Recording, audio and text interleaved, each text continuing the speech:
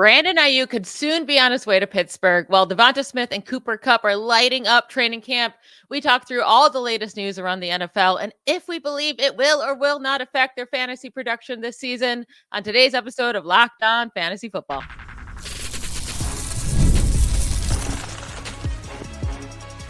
You are Locked On Fantasy, your daily NFL fantasy podcast. Part of the Locked On Podcast Network, your team every day.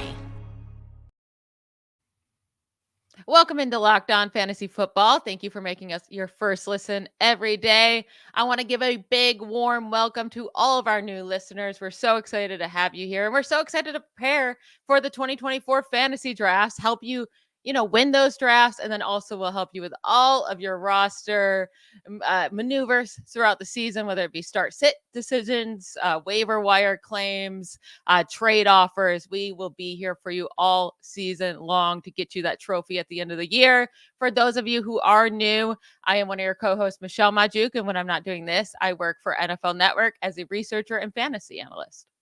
And I'm your other co-host, Vinnie Iyer, and I'm not doing this. I'm writing about fantasy, NFL, betting, all that good stuff for sportingnews.com. Today's episode, we're going to go through all of the latest news and notes from training camp or just around the NFL. We have different segments for you. So the first segment will be to buy or sell the news that's going around. Are we actually buying it, or is it just coach speak? And then also we'll do worried or not worried. Some news coming out of training camp that might be a little bit worrisome. We're going to kind of see where our fear is at with that. What's the scale of our fear with that news items?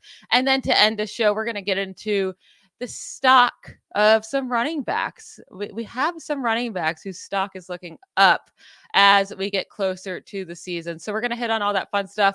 Before we get into it, I want to remind everybody that today's episode is brought to you by LinkedIn. LinkedIn Jobs helps you find the qualified candidates you want to talk to faster. Post your job for free at linkedin.com/LockedOnNFL.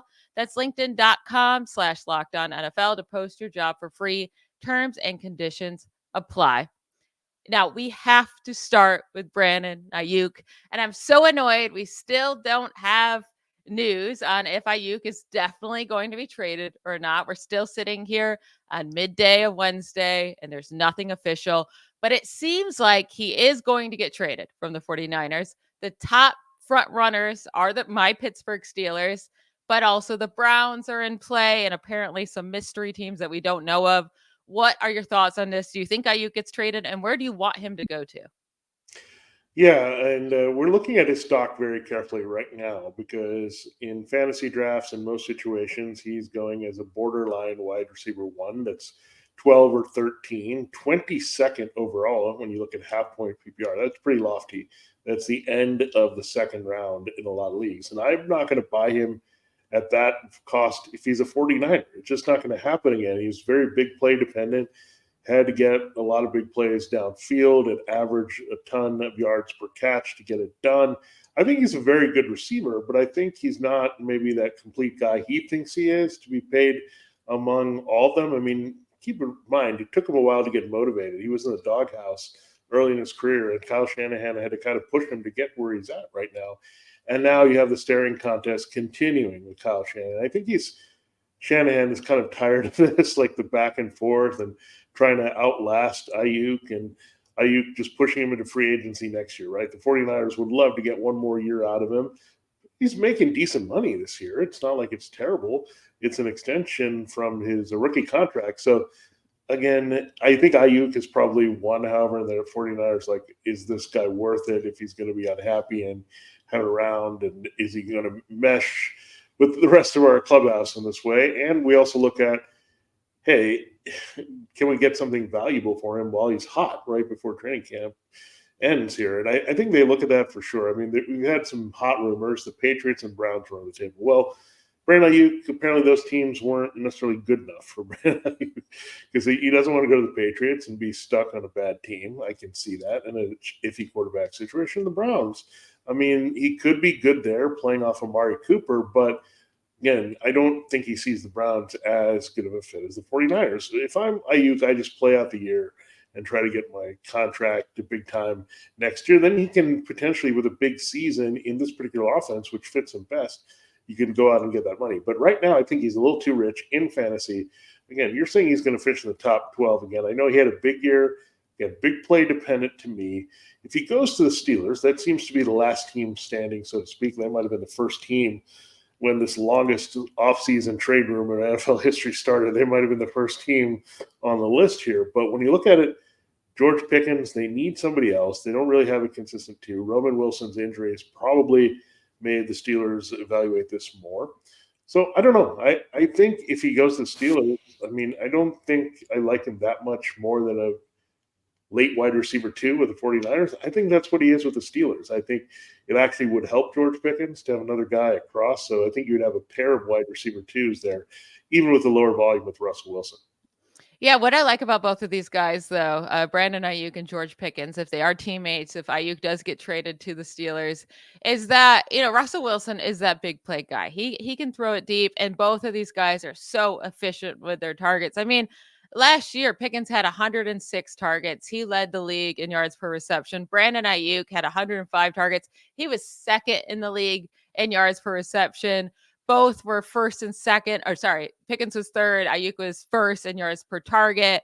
The amount of 20 plus yard catches they had per total reception. Aiyuk was first, Pickens was third. Like, they can get it done without having 150 targets. So I like both of these guys together in this offense. But yeah, I wouldn't want to pay any more for Brandon Aiyuk where he's going, but I actually think he would drop. And George Pickens is already going low enough. Like, he's not the top wide receiver in an offense. So I don't really see why his price would change, but it should even drop more. So I'd even be more willing to take George Pickens at that point. As a Steelers fan, I'm obviously very much hoping for this trade to happen. Just counting down the hours until it finally does.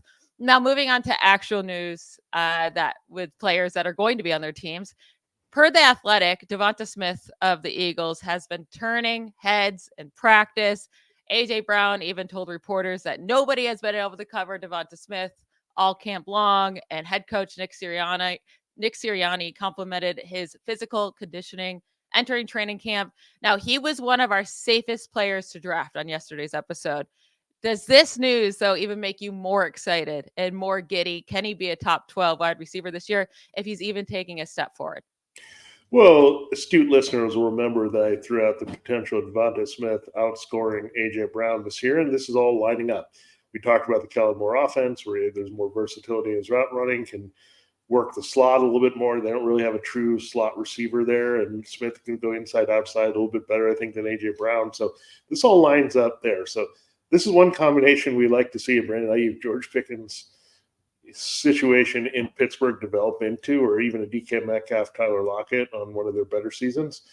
But look, Devonta and A.J. Brown, what I love about them is I think Dallas Goedert's fading a little bit. These are the two main targets. They're going to be interchangeable. And I think this Kellen Moore coaching decision has been really great for DeVonta Smith. I mean, he's just going to be treated more like the number one type in this offense all over the field. And A.J. Brown's going to be there. But I think you have two really co-number ones there. So I think I'm going to buy it here that there is a jump for DeVonta Smith. I'm going to enjoy him at that current cost, as we said, as a safe pick for return on investment. So just enjoy it with DeVonta Smith. I think A.J. Brown being there, no matter what we hear about training camp, is going to lower DeVonta Smith's cost because we just perceive Brown as better than kind of what Smith can do. But that says Smith, if he can outscore him, you're getting a much better value in the second, so to speak, Eagles receiver.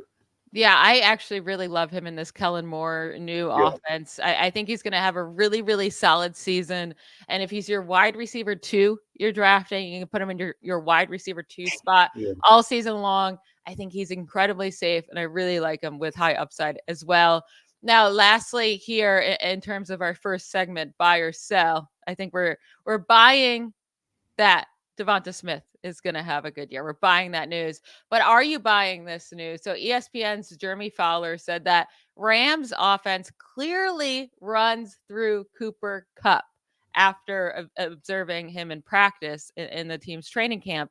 Are you buying or selling that? Because he's saying Cooper Kupp looks fully healthy and he is dominating. But we know Puka Nakua broke out last year as a rookie. Now he's injured. We'll get into that shortly.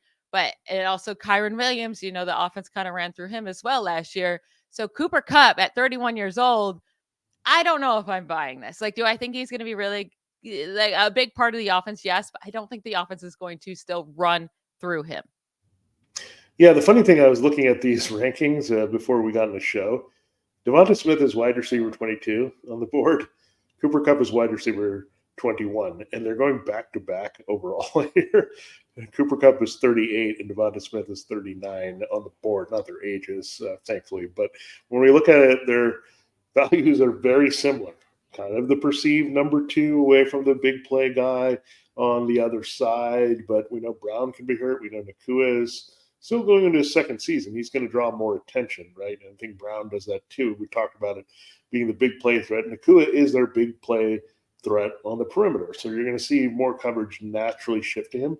Well, I think what happens here with Smith and Kupp, you can scheme these guys open a little bit better. That's why I've seen Amon-Ra St. Brown out of the slot do well, and CeeDee Lamb in that big role out of the slot, because you can get these guys open away from those top corners on the outside. Teams don't know what to do. They usually don't put two guys in the middle of the field to take away the slot. So I think it's just by design. I think Cooper Kupp has always kind of been the centerpiece of Sean McVay's offense. I don't get that exactly. Like, he does clearly run through the middle and tries to get plays on the outside. And Nakua just kind of filled that role until Kupp returned last year. So I'm going to buy it. But, like, again, this is maybe the real corner that we're going to target our receivers. I mean, you're looking at some of the guys before. We talked about it. DK Metcalf, DJ Moore, Michael Pittman. These are some of the guys. Debo, Jalen Waddle. These are some of the guys going right ahead of these guys at wide receiver 2. Maybe it just says, don't forget about these guys because they're, quote, number 2. They're just as good or better than a lot of teams' number 1s. I think, yeah, if I'm going with one of these guys, though, I do think I picked DeVonta Smith. Yeah, I do too. We're going to get into Puka Nakua here in just a moment, because we're getting into our worried or not worried segment, and it's based off of news coming out of camp right now. We're going to tell you if we're worried or not worried about this player, but this Cooper Kupp news plus the Puka Nakua injury, maybe we start to get worried just based off of his draft costs. We'll hit on that right after we hear from one of our sponsors. Buying tickets to your favorite events shouldn't be stressful. Game Time is the fast and easy way to buy tickets for all the sports, music, comedy, and theater near you. With killer deals on last-minute tickets and the best price guarantee, you can stop stressing over the tickets and start getting hyped for the fun you'll have. I have used this app so many times, whether it be when I lived right down the street from the Steelers stadium, or now that I live in Houston, anytime I want to go to an Astros game. I'm really big on buying tickets at like the last moment, just because I have like FOMO and I wanted to go to the game all of a sudden. But this is the perfect app for that, because they're so easy, so fast, and you know you're getting the best price guaranteed. It's the fastest growing ticketing app in the country for a reason. You get images of your seat before you buy, so you know exactly what to expect when you arrive. You can buy tickets in a matter of seconds, 2 taps, and you're set. And tickets are sent directly to your phone, so you never have to dig through your email. Take the guesswork out of buying tickets with Game Time. All you have to do is download the Game Time app, create an account, and use code LOCKEDONNFL for $20 off your first purchase. Again, that's code LOCKEDONNFL, LOCKEDON NFL for $20 off. Terms do apply. Download Game Time today. Last minute tickets, lowest price guaranteed. So not only did ESPN come out and say Cooper Kupp, looks to be the main guy for this Rams offense, they're going through him. But then Puka Nakua leaves practice earlier this week, or on Sunday, with a knee injury. And we don't really have a timetable for when he'll be back. Now, Sean McVay, the head coach of the Rams, did say this should not affect his week 1 status. He fully expects him to be back. But with the injury, with the Cooper Kupp news of how good he's looking, are you a little bit worried about taking Puka Nakua so early? Because he's a mid first round pick, late first round pick. You have to spend a very high pick on him. Yeah, I'd be a little careful here because, I mean, a lot of the production early in the season kind of Nakua filling in that Cooper Kupp role, right? I mean, that kind of padded his stats a little bit, so to speak, last year. He did settle in pretty well, and Kupp was still banged up when he returned. But when you look at that, I think there was definitely a little bit of drop-off in the Nakua big games. He kind of had a real strong ending to the season, and that kind of helped him. But when you look at it, I mean, right now he's at wide receiver 8 as the cost, right behind the aforementioned A.J. Brown, Garrett Wilson, with Marvin Harrison Jr. Devonta Adams, Chris Olave, Drake London in that range, as well as Brandon Aiyuk, who we talked about. So those are the guys kind of that mix for the back end wide receiver one in a 12-team league. So Nakua, if Kupp is fully healthy and he's going to do his thing here, then it's definitely going to eat into Nakua's numbers a little bit, especially from those 6 weeks early in the season. With those numbers that he put up, those are not going to be as prolific. We know that.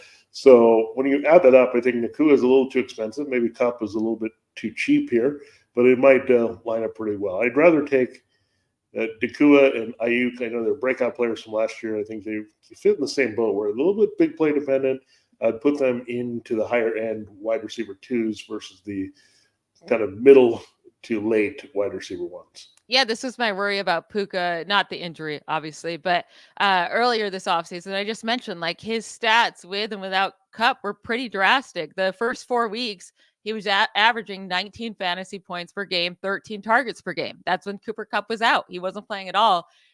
From weeks 5 through 18, playing with Kupp for the majority of that time, he averaged 8 targets per game, 13 fantasy points per game. 13 fantasy points is still solid in half PPR, but it's not wide receiver 7 solid where he's being taken there. So I'm a little bit nervous. I'll say that. I'm a little bit worried. It's not a huge worry, but I'm a little bit worried. Now, next up, Christian McCaffrey will miss the preseason with a calf strain. He should also be back by week 1, but he's going as the 101, right? And he's 28 years old. We don't necessarily know who his handcuff is to take him later. Is it Jordan Mason? Is it Elijah Mitchell? Is it Isaac Guerrero, who they drafted in the 3rd round this year? Like, we don't know. So that doesn't make it easy either to just take his handcuff. So does this worry you at all about taking him at the 101, knowing that he could be dealing with this calf strain early on in the season? First of all, any 101 I take, I'm going to be worried about because it can only go down from there. Like, that's the way I am. I worry about that kind of stuff. But McCaffrey, look, if you say he's going to be on the field, who's going to be the most productive, especially when we're debating like the next receivers beyond Breece Hall and Bijan Robinson, where we're looking at the Justin Jefferson, Jamar Chase, CeeDee Lamb kind of grouping here. Then you say McCaffrey separates himself at his position even over Hall and Robinson at this point. So if you say that, yes. This also could say this is a good thing because now they're going to rest him and he'll be good to go, and they don't need to look at him at all in the preseason, which I think was the original thinking here. But now for sure, you're not going to put him on the field and do that. So I think he's going to be okay. I still think I take him at 101. But again, monitor that backup situation because that's what we'll get to see, right? If he's out with a calf strain, we'll get to see this competition, so to speak. It's really more how they would divvy the touches when he's out between Elijah Mitchell and Guerrero and Mason and all these guys that they have hanging around. We might have a little bit better clarity on the backup, and that might be nice, right? Then we know where to go first with our insurance policy if we're investing such a high pick in CMC. Yeah. Now, if CeeDee Lamb was like in practice this whole summer and, was getting all those reps and wasn't sitting out, maybe I just go with him 101. Tyreek Hill's another option. Maybe just go with Tyreek Hill 101 and say, I'm not dealing with this. But I still, like, if I'm going to take a running back 101, it's still Christian McCaffrey. Now, another running back injury, Jonathan Brooks. The news out of camp is that hopefully he'll be ready to play by week 3 or 4. Now, with this news, it seems very, very likely he'd be put on the PUP list and miss the first 4 weeks. Yeah. Like, if they don't expect him to be healthy by weeks 3 or 4, why would you waste the spot on him and just let him come back in week 5? Now, he's going super late in drafts, so it's not like a huge concern. We were expecting this coming off the ACL tear, but also like he's playing on the Panthers, not expected to be a great offense. He also is going to have some competition with Chuba Hubbard and Miles Sanders. And then being a rookie, like, what is the upside here? I'm kind of getting off of taking a shot on him, even though he's going late. Yeah, I hate to say this committee thinking is developing a little bit in Carolina because we can't even get clarity on Chuba Hubbard versus Miles Sanders at this point. Who's going to touch the ball early in the season? That tells me they're both can touch the ball situationally because they're not, either is not the greatest receiver. I'd say Hubbard's a little bit better in those situations, but yeah, it tells me, again, new coaching staff, new philosophies here with Dave Canales. Things could change pretty quickly in his backfield. That said, if I'm going to go with the Panthers back, I'm going to draft Brooks. I'm just not going to go with either of these guys, well, all three of these guys any earlier than I need to, right? I just don't think you can do that. And Brooks right now is going as RB32, so just in the top 100 overall. So when you look at that, I mean, Hubbard has got, I think, not great value either at RB43, even though you're taking Hubbard behind, and you might think there's some value there. I don't think that you'll get that much. And Sanders has just been an afterthought. He's buried in the rankings. So I think there's just a feeling it's going to be Hubbard, but I mean, I'd much rather have Brooks, even though he's going at like 32, 33 versus Hubbard at 42, 43, and see what I get. Because I just think there's a reason they drafted this guy. They were totally happy with the Hubbard Sanders situation. They would just roll with it. It's true. Like, I don't mind still taking a shot on him. Just know, like, I wouldn't be starting him in week 5, right? Like, if he Yeah. comes back, I think he's one of those guys you have to hold on your roster for a while. He is going late in drafts, and I think only now he'll go later. So it's not like the biggest worry. This is what we expected, but we were hopeful that maybe he could be ahead of the timeline, but he's not. Now, last up here on worries, worried or not worried, Aaron Rodgers struggling in camp, especially connecting with Garrett Wilson. Well, I shouldn't say especially, but also with connecting with Garrett Wilson. Just overall, Aaron Rodgers has not been on his A game. I'll say I'm worried about Aaron Rodgers, and I think he will be a disappointment this year. I'm not worried about Garrett Wilson. I still think he's going to be peppered with targets, and any target coming from Aaron Wilson is going to be so much more quality than whatever he's seen recently or throughout his career, honestly. So, like, Garrett Wilson, I'm still fine with. Maybe I still would take Marvin Harrison Jr. over him. But like, I'm not moving down Garrett Wilson too much based on this news. But Aaron Rodgers, I really just want no part of in fantasy. Yeah, I mean, just before, and we've talked about the values that we've liked on the show quite a bit. I mean, Michelle likes Deshaun Watson's upside. I talk about Kirk Cousins and Matthew Stafford, similar role quarterbacks. I mean, especially with the Kupp and Nakua news, it's feeling good for Stafford and the Falcons with their weapons. So I feel much better about those guys. They're going right before. Now, let's keep in mind Aaron Rodgers on the board is at QB 20. He's right around Geno Smith territory. So there's already a little bit of a down feeling. It's really weird that they go with one Jets receiver that's low, or one Jets quarterback that was low, and Geno Smith, and now he's compared to Rodgers. That's crazy to me in fantasy. But when you look at this situation, I think it's going to be a team that runs the ball a lot, plays a lot of defense, plays some ugly games. There might not be a lot of high volume games for Aaron Rodgers. And if this is a little bit off here with these guys, and look, we're still trying to figure out who the number 2 is, right? Between Mike Williams and these other guys, who's going to be the kind of trusted target? I think Mike Williams in theory would be that guy, but is he going to stay on the field consistently to do that? So when you look at the weaponry and you say, okay, it's Wilson, it's Hall, a lot of that in this offense, then you say, yeah, we have to be off on Rodgers, especially with this Wilson-Rodgers thing. Worries me a little bit for Wilson. Not enough to drop him, though, out of the top 12 at wide receiver. Yeah, that's exactly what I'm thinking. We have 3 running backs whose stock is looking up as we get into the middle of August here. We're going to hit on those 3 guys to finish up today's show.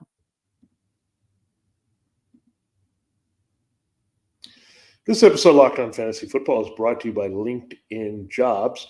When you're hiring for your small business, you want to find quality professionals that are right for the role. That's why you have to check out LinkedIn Jobs. LinkedIn Jobs has the tools to help find the right professionals for your team faster and for free. And look, NFL teams are kind of like small businesses. They're trying to find the right mix of players to help them succeed in training camp, figure out the roles for everybody. And that's what LinkedIn is going to help you do. LinkedIn isn't just a job board. LinkedIn helps you hire professionals you can't find anywhere else, even those who aren't actively searching for a new job but might be open to the perfect role. In a given month, more than 70% of LinkedIn users don't visit other leading job sites. So if you're not looking on LinkedIn, you're looking in the wrong place. LinkedIn knows that small businesses are wearing so many hats and might not have the time or resources to hire. On LinkedIn, 86% of small businesses get a qualified candidate within 24 hours. Hire professionals like a professional only on LinkedIn. That's why 2.5 small businesses use LinkedIn for hiring. Post your job for free at linkedin.com/LockedOnNFL. That's linkedin.com/LockedOnNFL to post your job for free. Terms and conditions do apply. All right, make sure you're staying with us all 5 days of the week here. We are bringing to you 5 days a week. That's right, the Monday through Friday, not just in draft prep season, but all throughout the regular season here to help you in fantasy football. We'll go through the regular things that you're looking for every week with the waiver wire, our positional rankings, all the good stuff to help you dominate not just your drafts, but your in-season leagues as well with just the right plays. So stick with us all season long here on Locked On Fantasy Football. Once again, welcome to all the new listeners, as well as our everydayers who have been with us all the way. All right, Michelle, let us finish with our RB stock watch here. Let's start with Isiah Pacheco. I know you're not as big on him as I am, but now we're looking at a good development for him. So this is something that I anticipate a little bit. Jerick McKinnon is gone, so now it looks like the Chiefs are trusting Pacheco more as a receiver. And I think we've seen it also in bigger situations, Super Bowl, playoffs. We've seen Pacheco kind of used in that role a bit more. Now we're kind of seeing it about to happen in the regular season. Yeah, listen, if they're going to give him the passing down role, which he basically had last year. I mean, he did lead the team in targets and receptions and receiving yards, but Jerick McKinnon only played 12 games. He did have 32 targets, right? Isiah Pacheco had 49. So if he does take over that role and it's not given the Clyde Edwards-Helaire or anyone else in this offense, and this isn't really how this works, but if you just give him the 32 targets, I mean, then that's looking really great. Like if he gets upwards of 70, 80 targets and he's the main rusher on this offense and he's given all the goal line work, like, yeah, he should have a really solid season. My issue with Pacheco isn't that I don't think he's going to be good. I just don't think he has a super high ceiling. Running back 15 in points per game last year, running back 11 cost now this season. But if he is given 30 more targets this year, also McKinnon took 4 receiving touchdowns. Like if some of those were to go over to Pacheco, then he could very easily finish as a top 10 running back and come through with top 11 costs. So I do think his stock is up and I'm a little bit more open to drafting him now.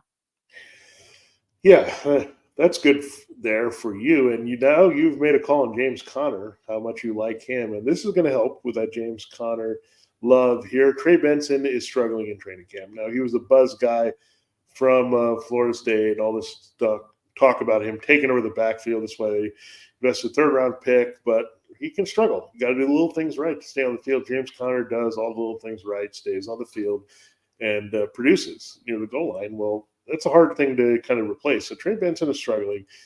Mari DeMercado, she's still hanging around on this team and potentially might be thrust into some backup work at some point. So does this make you feel better about James Conner, Michelle? Because I think early in the season, he's going to be pretty productive. Yeah, I've been loving him all season long. There's no reason he's falling to RB21 cost. He was a top 5 running back in 4 of 8 weeks played with Kyler Murray last year. He finished his season, the last 6 weeks of the season, as the RB1, scoring over 23 points per game. Since being with the Cardinals, he has averaged over 16 fantasy points per game, which ranks 9th most among running backs since 2021. And also, like, I was never worried about Trey Benson. 3rd-round picks just don't take over solid veteran jobs. Connor's going to have to get hurt for him to see time. But now also it seems like Benson's just actually not showing anything in practice. The latest report yesterday from the Arizona Republic, this is what they said about this. Amari DeMercado's emergence has been one of the main storylines. He has worked in with the first team to spell Connor every time the Cardinals go 11 on 11. And he's gotten nothing but praise from his coaches. While Trey Benson has worked with the second and third team offenses only and has not made any standout plays. And then also head coach Gannon offered a laundry list of items the rookie needs to work on. So again, that was from the Arizona Republic. Don't be worried about Trey Benson at all. He might not even be the handcuff for James Conner. It might be Amari DeMercado. So draft James Conner. That's all I'm saying at running back 21. Yeah, I mean, they're kind of right there, 10 spots different between Isiah Pacheco. He's going as a back-end RB1 at RB10 and then 20 or 21 for Connor, depending on what type of league you're in. Now, this other situation, Michelle, this is going to maybe hurt you a little bit with – it seems like we're just talking about guys that are somewhat related to what you're thinking a lot this offseason. But Chase Brown right now is going – right there at RB35, which is interesting because Zach Moss, our favorite here on the show to try to really come through, is only going a few spots earlier than him. So it's interesting to see that we have Chase Brown all of a sudden becoming a factor, right, in this backfield that we didn't think. RB31 for Moss or RB35 for Brown. And this is just very interesting? Should you be worried? And should Chase Brown get a little bit more attention as a sleeper RB3? I think I'm open more to Chase Brown being more of a sleeper and being more willing to take him, but it doesn't necessarily move Zach Moss down. I already thought Zach Moss was going too late, right? Yeah. But with Moss's cost now, like I think this is baked into it. Moss is still listed as a starter, but I do think this is going to be closer to a 50-50 split, maybe 60-40 for Moss and Brown. But Zach Taylor has only said amazing things about both guys. He said they work great as a complement for each other. I do expect them both to be used. We know Zach Moss is going to get the goal line work. He's just like, I just can't imagine he won't. It'll come down to the receiving work. Which one will get that, right? But at the same time, it's going to be really hard to depend on Chase Brown if he's not getting that goal line work for that team. I do think both are solid values, whether they're getting drafted. But also, like, I don't know. Chase Brown is kind of reminding me of Tank Bigsby last year when I had to say, like, don't worry about Travis Etienne. Like, Tank Bigsby was getting all the love, and everyone was like, he's going to take over the starting job. And it's like, once you get into real games, they have to depend on you. They need a guy with experience. They need a guy who's good pass protector.